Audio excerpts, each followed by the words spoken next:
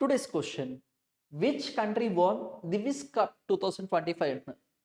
2025 Davis కప్ను ఏ దేశం గెలుచుకుంది అంటున్నారు. ఈ డెవిస్ కప్ అనేది దేనికి సంబంధించిందంటే టెన్నిస్కి సంబంధించిందండి. ఫస్ట్ టైం వచ్చేసి మనకి 1900లో వచ్చేసి దీన్ని లాంచ్ చేయడం అయితే జరిగింది. అయితే 2025 సంవత్సరానికి ఎవరు విన్ అయ్యారు అంటే ఇటలీ కంట్రీ వచ్చేసి విన్ అవ్వడం అయితే జరిగింది. ఇక్కడ ఇటలీకి సంబంధించి చెప్పుకోవాలి అంటే ఇటలీ ఓవరాల్‌గా చెప్పుకోవాలంటే 4 సార్లు వచ్చేసి విన్ అవ్వడం అయితే జరిగింది.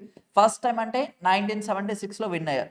తర్వాత 2023 అలాగనే 2024 అండ్ నెక్స్ట్ వచ్చేసి 2025 అంటే కాన్సిక్యూటివ్‌గా 3 టైమ్స్ వచ్చేసి మనకి ఇటలీ వచ్చేసి విన్ అవ్వడం అయితే జరిగింది.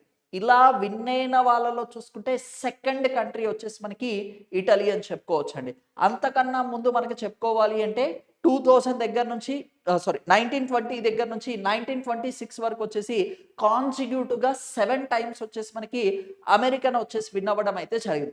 మోస్ట్ సక్సెస్‌ఫుల్ టీమ్ అంటే మాత్రం వచ్చేసి అమెరికానే అని చెప్పుకోవచ్చండి.